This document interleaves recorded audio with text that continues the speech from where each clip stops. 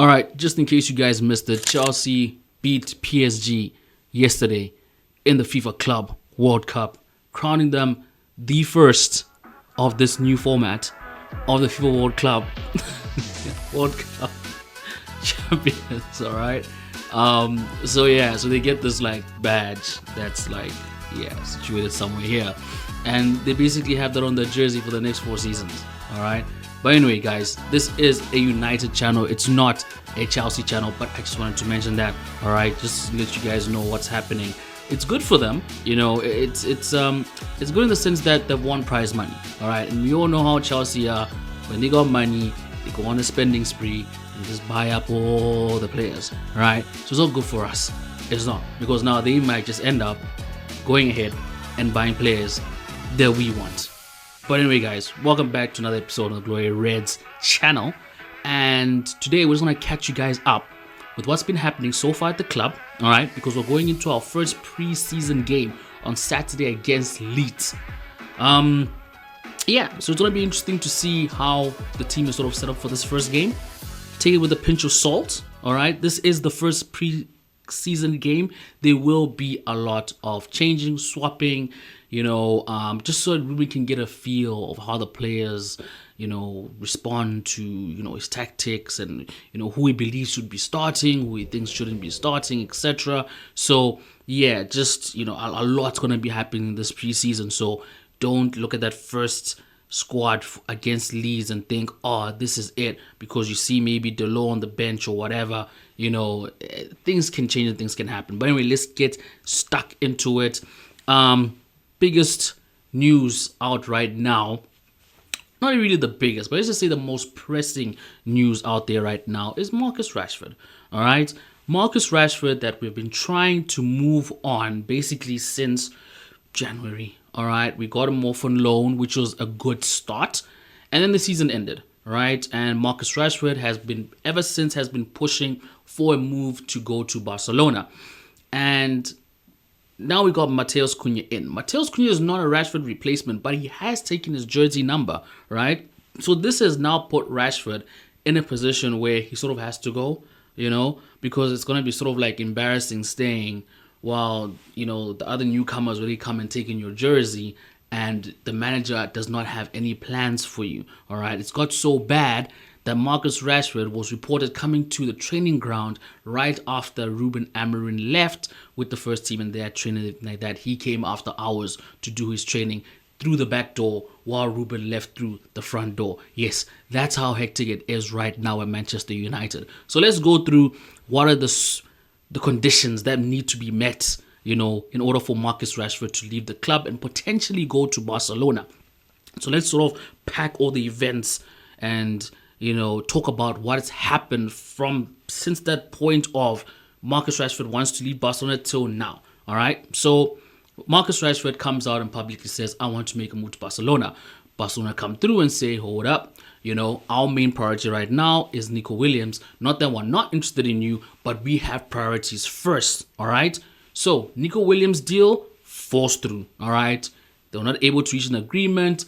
Nico Williams signs a new contract with the current club that he is at, all right? So Barcelona are like, cool, we have lost our main interest, all right? But they still go ahead and buy a winger, okay?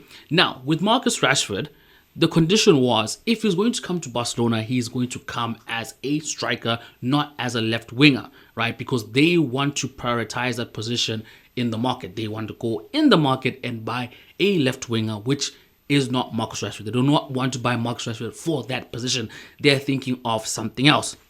So the only option that's left for Marcus Rashford is if he comes to Barcelona, he has to agree that he's coming in as a striker. So basically, he's going to be their number 2 option behind Robert Lewandowski. That's where we're at right now. All right. Now, in terms of fees, wages, and everything like that, Barcelona is sort of in the same position that we are in. Okay. They don't have so much spending power as maybe they used to have.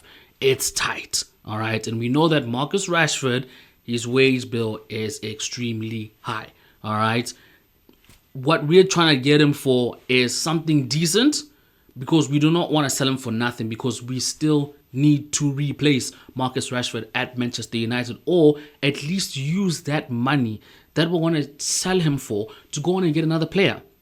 All right. So this Marcus Rashford situation is very delicate. All right. Because one, he has to agree to drop his wages, which he has apparently. He has to agree that when he moves to Barcelona, that he's going to be signing as a striker. And then number three, it's all about United, whether we can facilitate, a good deal, that's going to benefit both us and Marcus Rashford. He needs the move. We need him to leave. And then it's going to be happy days. All right. Cool. Moving on. Diogo Dalot. All right. Diogo Dalot has got a new jersey number, right? So he was wearing the number 20 jersey, and now he's wearing the number 2 jersey. Where did he get the number 2 jersey from? He got it from Victor Lindelof. We all know that Victor Lindelof has left Manchester United, so the number 2 jersey has become available, which now Diogo Dalot is wearing. Do I care so much about it? No. What do I care about is, where does Dalot fit into Manchester United moving forward? All right. So Diogo Dalot comes to Manchester United. He has always played as a right back, all right, or right defender, that side. You know what I mean? But anyway, last season he was favored more as the left back position because we had what's his name again? Malacia. We had Malacia on loan. We had Luke Shaw injured, and we basically never had a left back, right? So he was filling that void as our left back, as our stand-in left back until either Luke Shaw got back from injury or we got a new left back. All right. And on the right hand side, it was Mazraoui who was predominantly playing in that position. Every now and then, okay, let me not say every now and then, just in some occasions, there was that switcheroo happening. But for the most part, Diogo Dalot, best position, right back. But it seems that Ruben Amorim does not want him in that position because we have Amad Diallo who is playing as that right back in this setup. So now, where does it leave Diogo Dalot going into this new season? Because for starters, we still have Luke Shaw, which we haven't moved on. We still have Malacia, who are trying to move on. We've got Patrick Dogu, who we got just now in January. And let's not forget about Aiden Heaven and Lisandro Martinez, right, who play in that leftward position. So we already have 5 players that could possibly play in that position. And then there's still Diogo Dalot, who is up for contention. Now, good news is he doesn't have to play on the left-hand side because his position is the right-hand side. But on the right-hand side, we have Mazraoui and we have Amad Diallo, right? And he's not going to drop Amad Diallo for Diogo Dalot, and he's not going to start Diogo Dalot ahead of Mazraoui. So it's all well and good getting a number 2 jersey, and I'm not being a hater, but that for me is not really newsworthy that it deserved its own article on the Manchester United website. Literally could have just been wrangled up with all the other players that got new jersey numbers. Frederiksen got a new jersey number, Chirobi Martin got a new jersey number, and a couple of academy players that came into the first team training got new jersey numbers. All right. So, yeah, on a scale of 1 to 10 in terms of newsworthy, Italo gets a new number, 2, like his jersey number, to be honest. Moving on. Where are we before we move on? See, I'm a little bit lost here, guys. It's just a lot's been going on in Manchester United. New signing, all right? Yes, we got a new signing, but it's not what you think, and there's no reason to get too excited about it at this moment. So we just signed on a new player called Enzo Baik. I could be pronouncing his name incorrectly. I apologize, but yes, Enzo joining from Le Havre. If you do remember, that's the same team that we bought Paul Pogba from a long time ago. All right. So we have signed him and we have put him out on loan immediately. All right. To the Swiss Super League side, Lausanne Sport. Okay. And I did a little bit of some digging just to see like what sort of side he's going to, to see if this is going to be of any benefit, because to be honest, I don't watch the French league, I don't watch the Swiss league, so I don't know what's going on in those leagues, and I don't know why they felt that that was the best place for him to go and continue his development. Because look, I could be wrong, but maybe you should just left him at Le Havre. You could just bought him and then loaned him back to him, or loaned him out to another team in the French division, because I don't think the Swiss division is better than the French division. But anyway, in the Swiss league, there are 12 teams that compete in this league. Among them are Young Boys, which we have played against before in the Champions League many seasons ago. All right, so he's going to this team, Lausanne or Louisanne. I don't know how you pronounce it. I'll have it up on the screen. But Louisanne, right? And just going through their previous 4-5 seasons, they've been finishing anywhere between 10th and 6th in their league. All right, so sort of this mid-table club. Why he's been loaned out to that team, I don't know. All right, but guys, one thing I do want to mention, all right, and this is very, very important. Now, this is, of course, a new signing, and a lot of the times, especially during this period where we're trying to go through another rebuild and we're paying so much close attention with the magnifying glass, who are we bringing into this club, all right? With this type of signing, it doesn't necessarily mean that we are signing him to keep him long term, all right? And this happens at all football clubs. And Manchester United have done this before. Maybe it just hasn't been spoken out loud, or it hasn't been dealt with in the public eye. But sometimes clubs go and buy prospects that they want to later sell for a profit, because they basically have the same profile of player in their club, or not necessarily all the time the same profile, but they'll probably have, a talented or couple of talented players that are just as talented, right? So for them, it's sort of like a toss-up between, okay, who can make it, who cannot, and then we'll see who are going to move on, right? So like in this case, the reason why they load him out immediately, because they probably already have a talent like him currently at Manchester United, and they're probably happy with that player's progression or that player's progress, and they don't want to interrupt it. So they would rather, since they've bought him, Enzo from Le Havre, they'll rather move him on immediately and continue with what they have. Now, I'm not saying that we are buying Enzo to resell him, but I am saying that that is a possibility. So don't be surprised, all right? We have bought a lot of players, young players who have come through. It hasn't worked out. We've got rid of them. Classic example, our left back, what was his name again? I think he was also another Enzo as well. Was it Enzo Fernandez or something? Pelestri as well. We got him in very young, sold him young.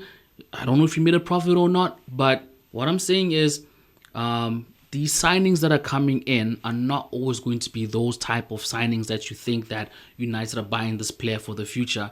It just all depends on what happens during the progression of those years from the time we buy him from, and also the players that we already have existing in our ecosystem, if you get what I mean. So yeah, just so that you guys know, Enzo has joined United. He's already been put out on loan. Don't look out for him during preseason. He's not going to be available, and that's it. All right. And for the last news of today, which I believe is the biggest nuisance, pain news. It's when I heard this news, I was so annoyed, because I was so annoyed because already this player is a problem, and not a problem like socially or whatever, but I mean in terms of a player that we want to move on, and now we can't move on, and now we're in a rut. Okay, this player is André Onana, and just for clarification, I don't have a problem with André Onana, right? So when I'm saying problem, not problem in that sense of I don't like him or is, causing trouble in the dressing room and all this. No, trouble as in he's not the keeper that we thought he was. All right. And last season he started here and ended here. It just went from decent to really bad. All right. At some point during the season, I genuinely thought that Altay Bayinda was a better keeper than André Onana. And I'm just talking about the basics. I'm not even talking about anything special. All right. Altay Bayinda comes through, plays a couple of games, and boy, were my eyes opened. Bayinda is worse than Onana. At that point, it was literally the devil we know. But now the devil we know is injured. And apparently he's out, or he's going to be out for the next 4 to 6 weeks. All right. Now, I don't know if that 4 to 6 weeks is 4 to 6 weeks, your injury is over and now you're basically starting with like rehab and whatever, or that's 4 to 6 weeks. That's the whole process and you're back in our squad. We're already struggling to get a new keeper, whether we're even thinking of getting a new keeper or not. But on top of that, we've got Altay Bayinda, who's just as bad as Onana. And guys, like, I don't think you guys understand. Like, we need, as much as André Onana is so bad, he's the best goalkeeper we currently have at Manchester United. We can't trust Altay Bayinda. We can't trust Tom Heaton to get us through the first 6-8 fixtures of this season, because they're going to be hectic. Don't forget, our first game of the season is against Arsenal. Right? We are facing Arsenal. First game of the season. We need Onana fit for that game. Not Altay Bayinda, not Ben Heaton. Tom Heaton. Ben Heaton. I was probably thinking of Ben Foster or something.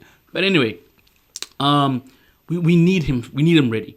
All right. So now that's throwing another spanner in our screws, because right now we've got 5 players that we're trying to get rid of, and we haven't even got rid of not even one single one of them.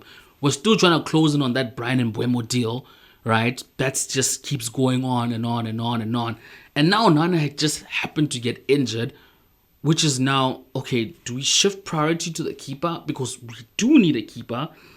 Or do we just stick with, getting Brian Mbeumo is a bigger priority right now at this club than going to get another keeper, which I believe to be true. The Mbeumo one is a much bigger priority than André Onana. André Onana's situation, that can wait,